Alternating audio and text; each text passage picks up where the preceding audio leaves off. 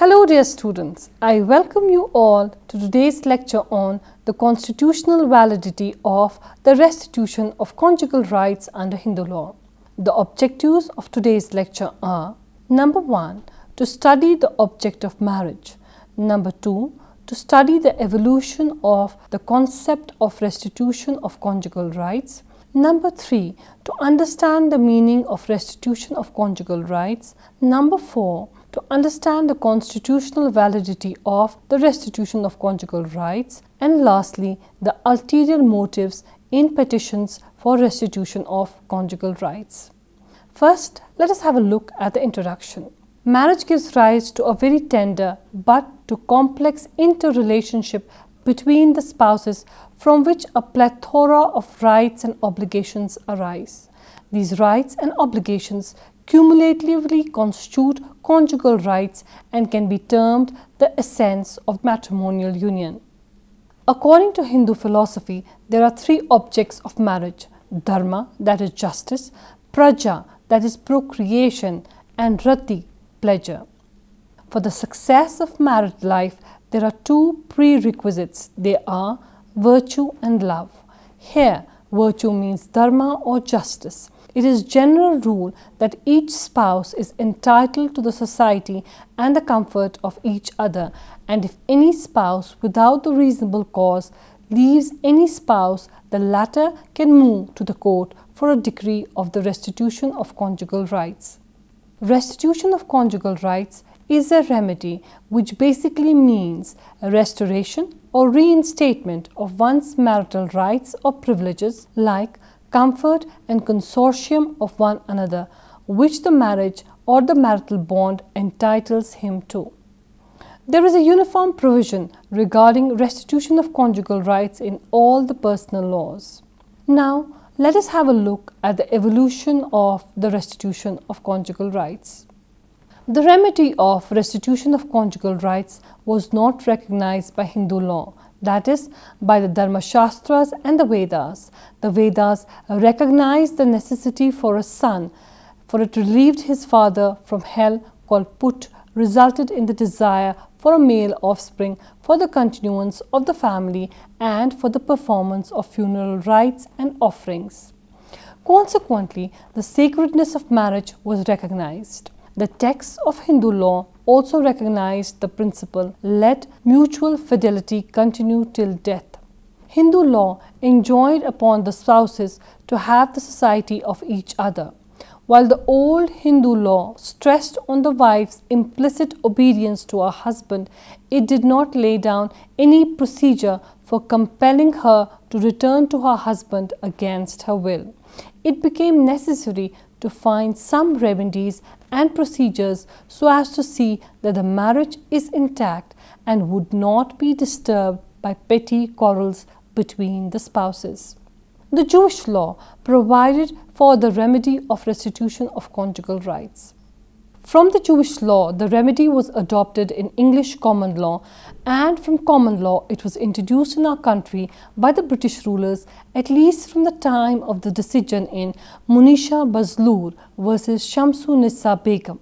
This case clearly marks the advent of such relief and the current law in India. A decree of restitution of conjugal rights implies that the guilty party is ordered to live with the aggrieved party. The concept of restitution of conjugal rights owes its origin to the ancient days when the concept of marriage was based on the proprietary rights of the husband. The wife was considered as the property of the husband and was therefore required at all times in the home provided by her husband, and if she refused to do so or ran away, she could be compelled to live with him. Originally, the decree for restitution of conjugal rights could be enforced by the arrest of the respondent and the delivery of her person to the husband. Later, the remedy was made available to the wife also, and the enforcement of decree by arrest was done away with. This remedy was subsequently done away with in England, but such remedies did not bind the Indian courts, wherein the procedure had become statutorily recognized. After independence, this remedy found place in the Hindu Marriage Act 1955. When the provision in the Special Marriage Bill and the Hindu Marriage and Divorce Bill was being debated in Parliament, many members voiced their opinion against it. J.B. Kriplani said, I quote, "This provision is physically undesirable, morally unwanted and aesthetically disgusting," unquote. Mr. Khardekar had opposed the remedy, saying, I quote, "To say the least, this particular cause is uncouth, barbarous and vulgar. That the garment should be abettors in a form of a legalized rape is something very shocking," unquote. Sir J. Hannon in Russell vs. Russell also vehemently opposed the remedy, saying, I quote, "I have not once known a restitution petition to be genuine, that these were merely a convenient device either to enforce a money demand or to obtain divorce," unquote. Some scholars have even expressed the view that the remedy should be abolished. The viability of such opinions would be further examined. Like any other anachronistic remedy, the restitution of conjugal rights dates back to feudal England, where marriage was primarily a property deal and the wife and the children were part of man's possessions as other chattel. The remedy finds its origin in the ecclesiastical codes of England. Before 1813, the sanction of such a decree was excommunication. Later on, 6 years' imprisonment was substituted by the English Parliament. Hence, a decree could be executed by arresting the wife. It is remarkable that many other anachronistic common law actions were gradually abolished, but they survived in English matrimonial law. This remedy was retained in capitalist England, though some of its stings, contrary to the concept of equality of sexes, were picked out. The decree could no longer be executed by the arrest of the respondent, but it could be by the attachment of the property.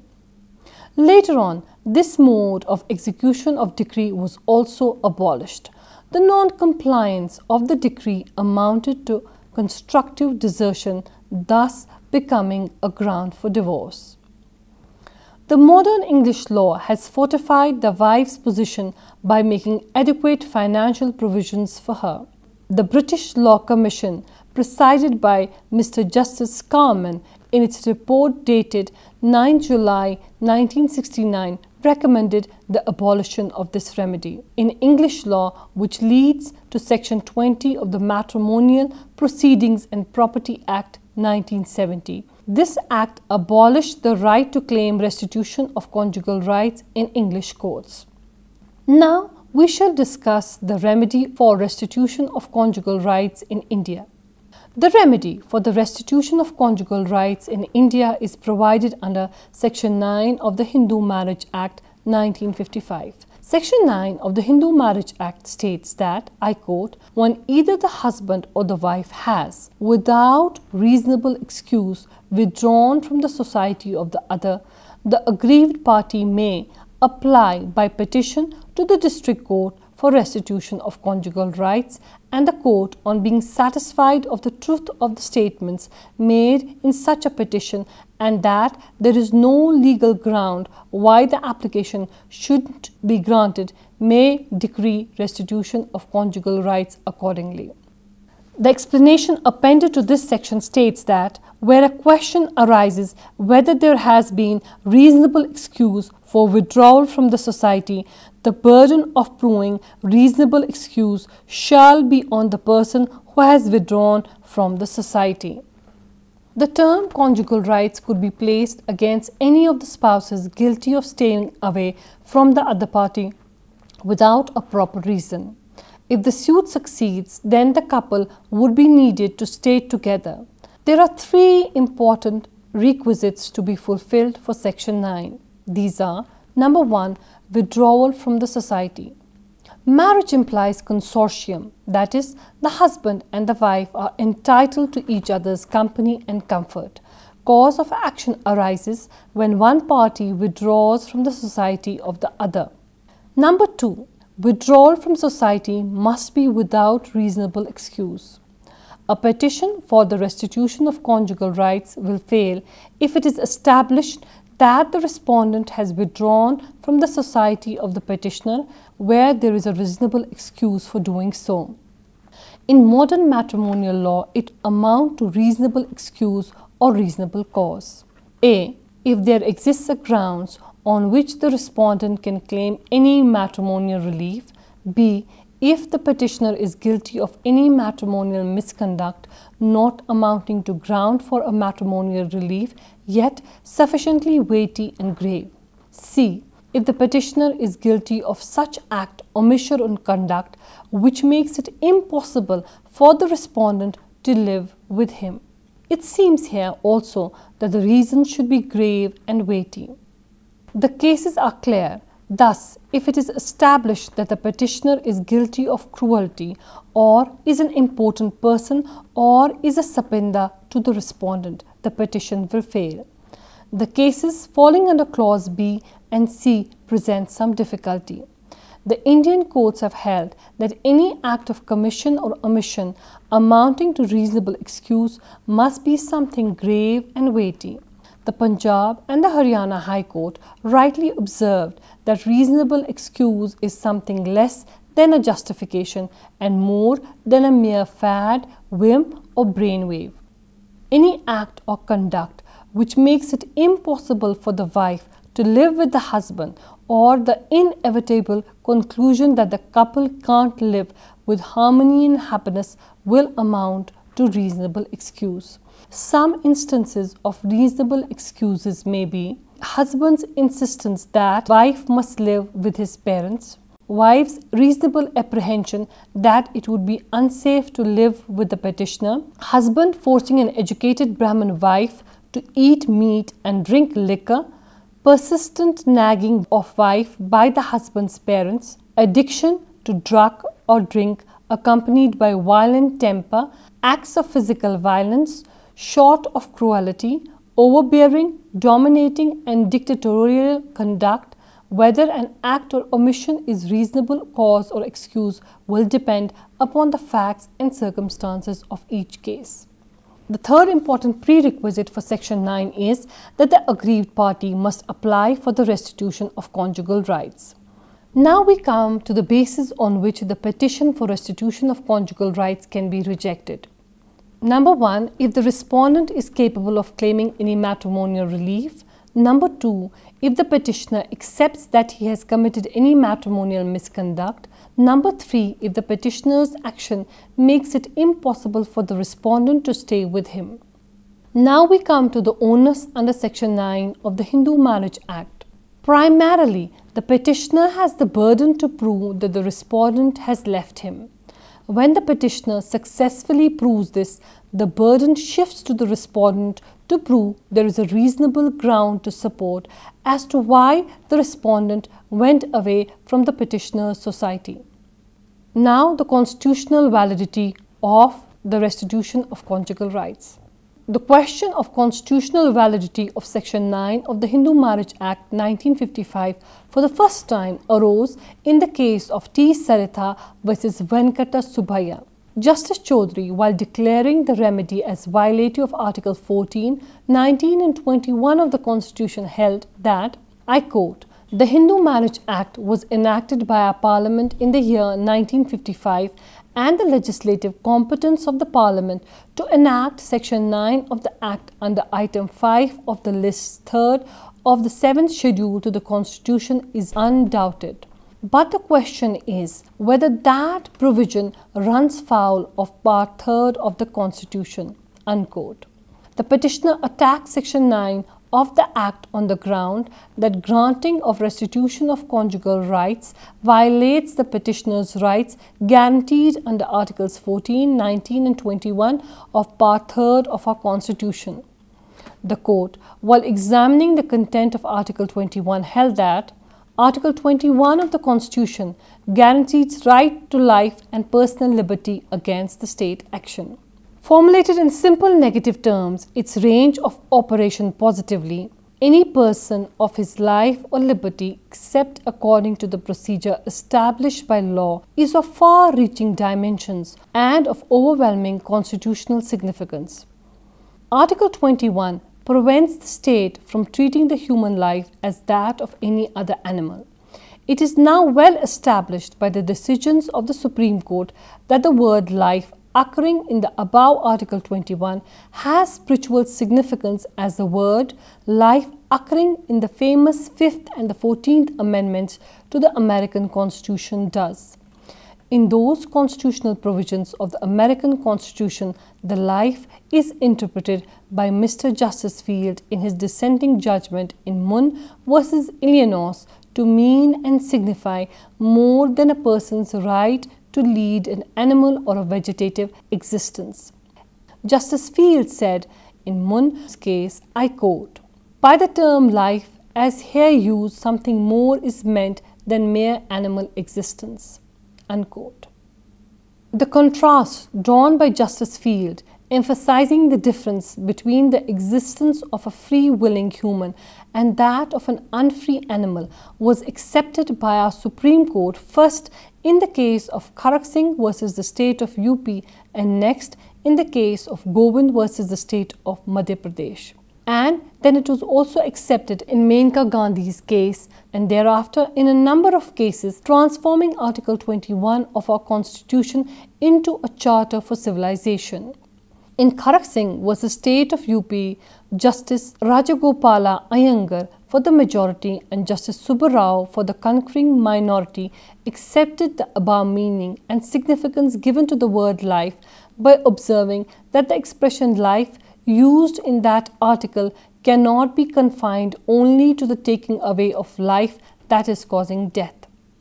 Justice Subbarao in the same case gave greater importance to the words personal liberty occurring in Article 21 of the Constitution.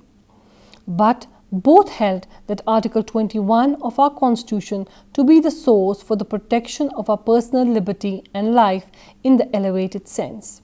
Justice Subbarao perceptively observed that right to privacy forms a part of the guaranteed right of personal liberty in Article 21 of the Constitution.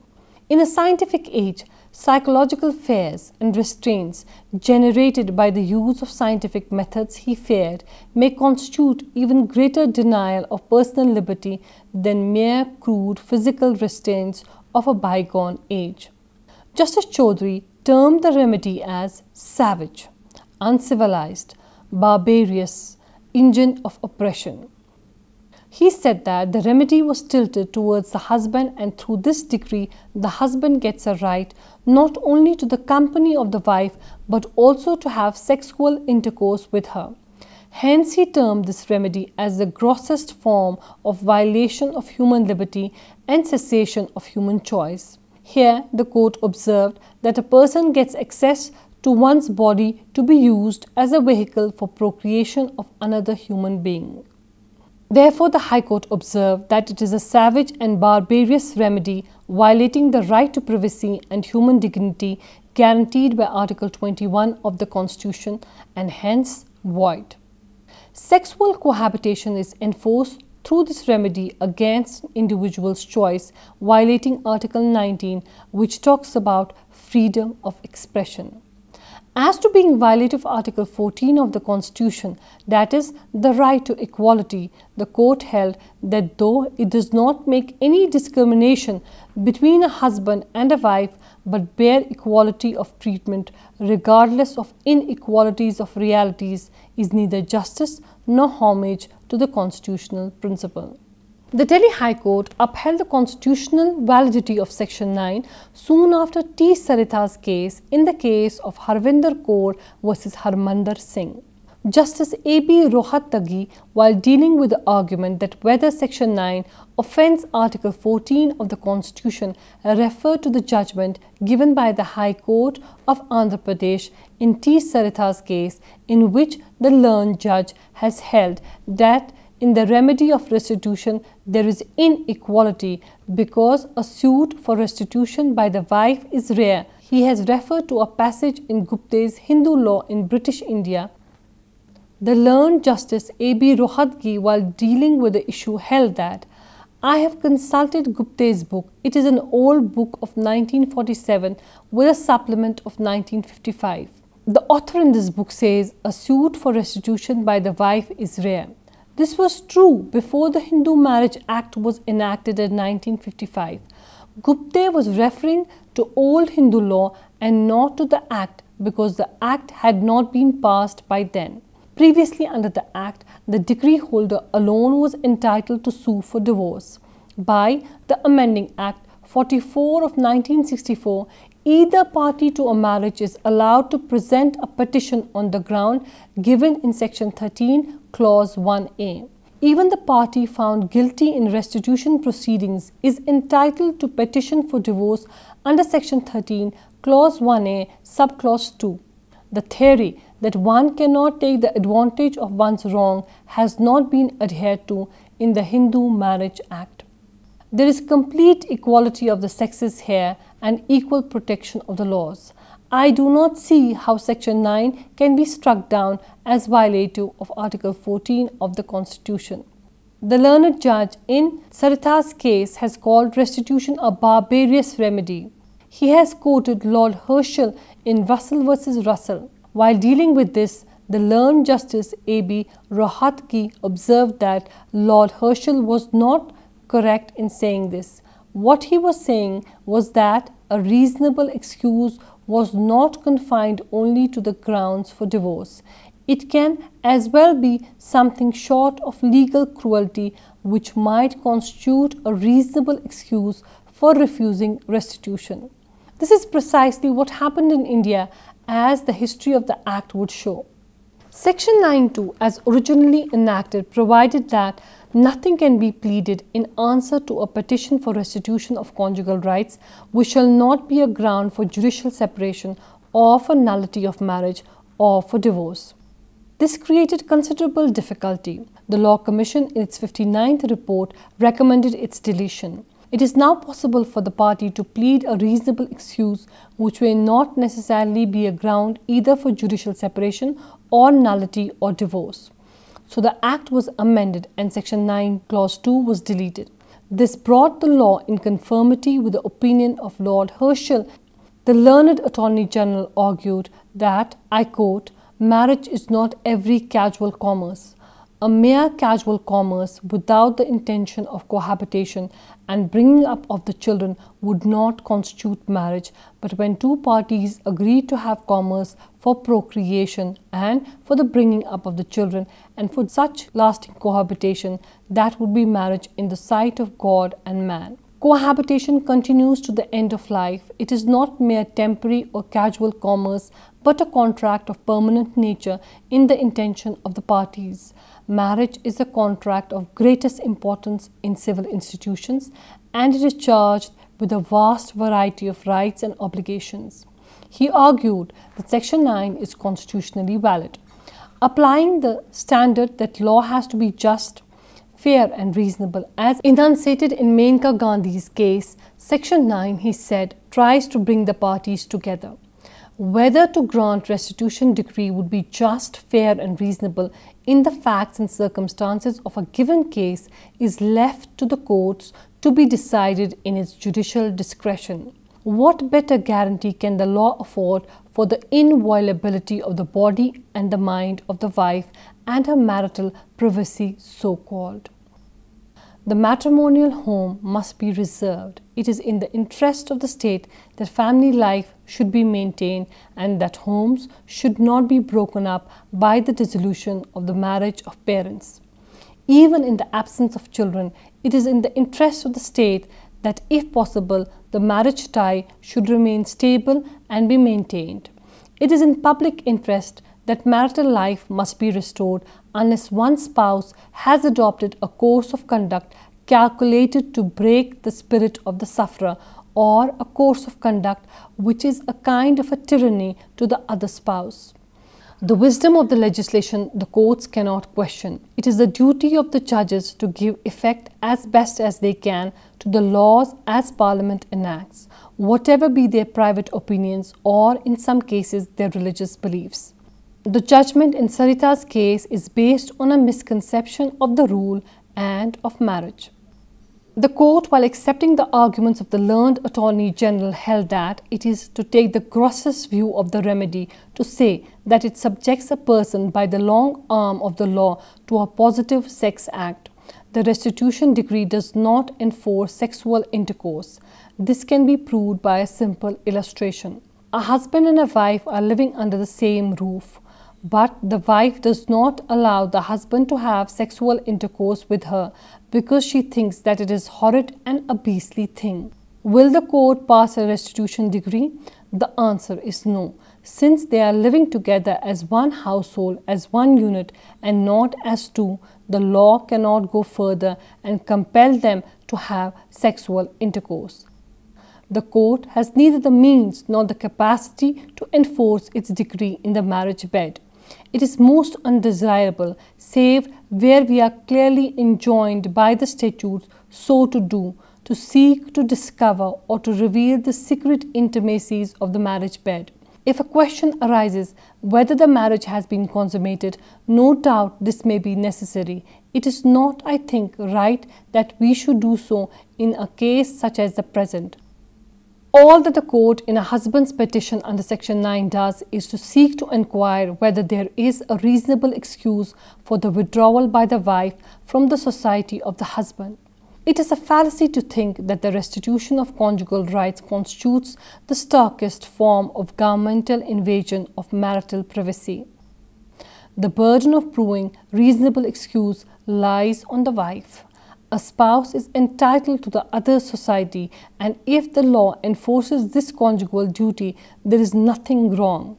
It was further observed that this remedy is equally available to both the spouses and purports to preserve marriage, rebuild a broken home, and re-establish the two-in-one relationship between the estranged spouses.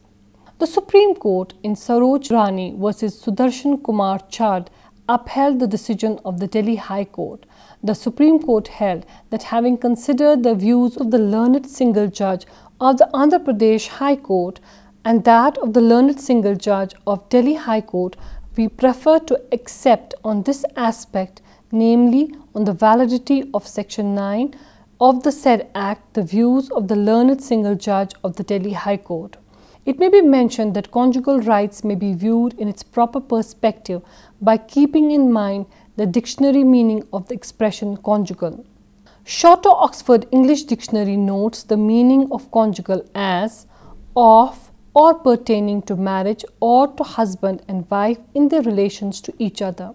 In the Dictionary of English Law, Earl Jowett defines conjugal rights thus: the right which the husband and the wife have to each other's society and marital intercourse. The suit for restitution of conjugal rights is a matrimonial suit cognizable in the divorce court, which is brought whenever either the husband or the wife lives separate from the other without any sufficient reason, in which case the court will decree restitution of conjugal rights.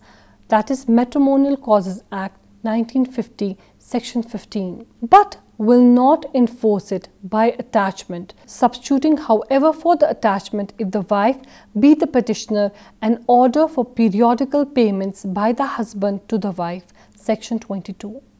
Conjugal rights cannot be enforced by the act of either party, and a husband cannot seize and detain his wife by force.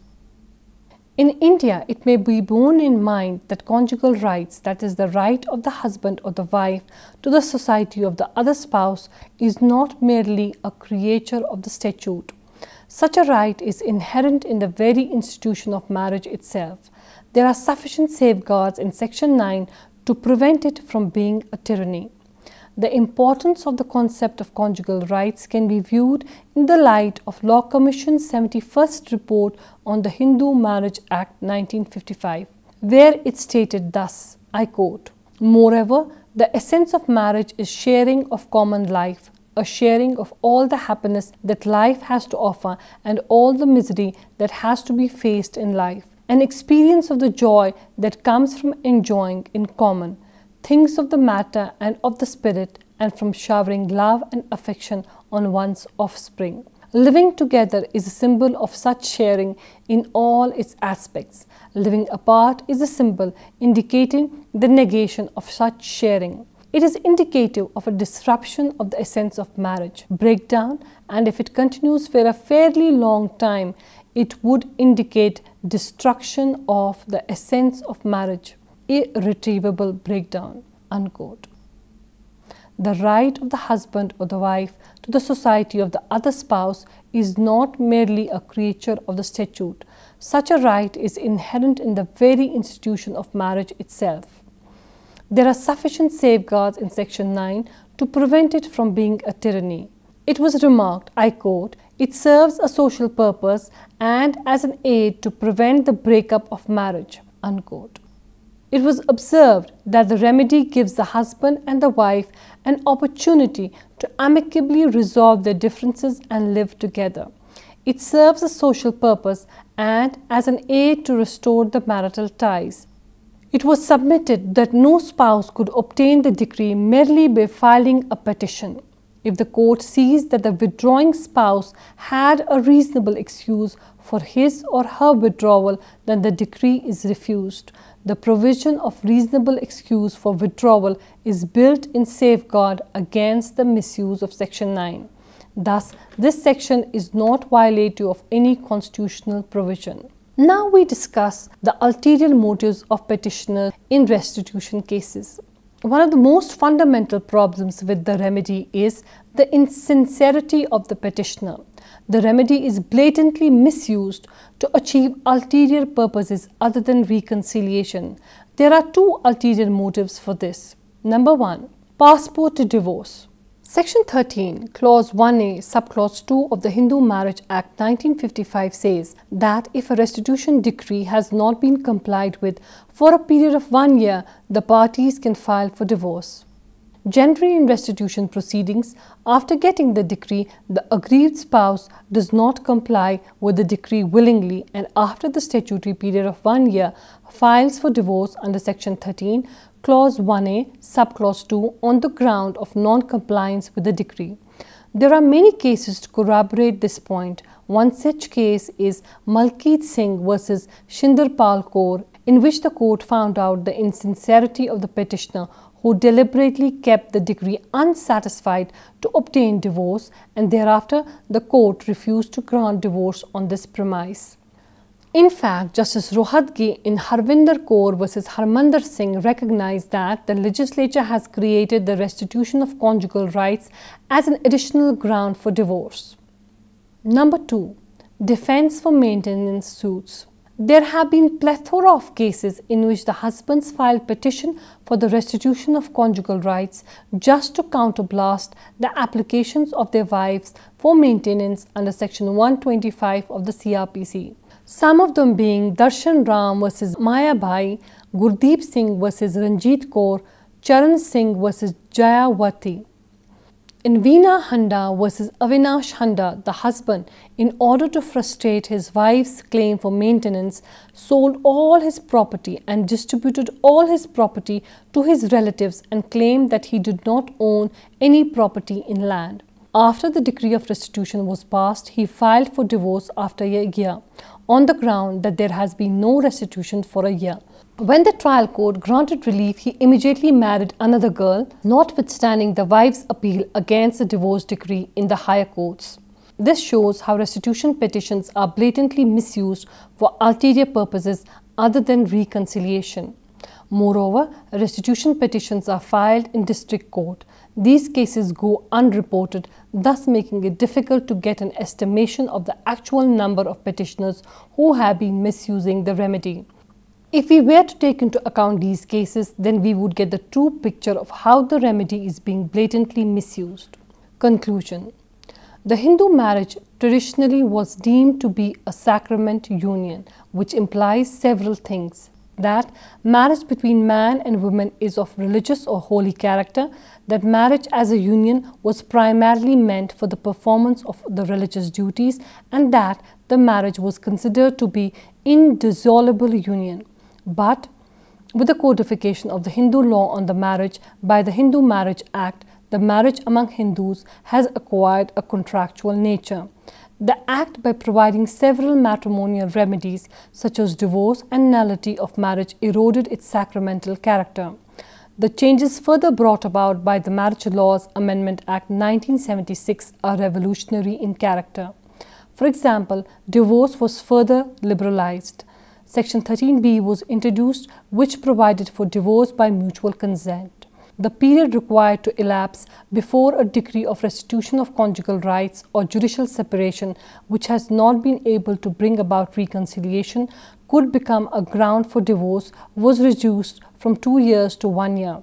Desertion, which was earlier a ground for judicial separation, was made a ground for divorce as well. This act brought about a tremendous change in the entire conception of marriage over time and made it primarily contractual. With the entire concept of divorce by mutual consent, it is clear that the court no longer hinders the breaking off of a marriage if the parties are too estranged to reconcile. As restitution of conjugal rights was primarily based on the sacramental character of marriage, with its degradation, the remedy's foundation has shaken up. This was all about today's lecture. Hope you have understood it well. We shall meet again with a new topic. Until then, take care of yourself. Goodbye.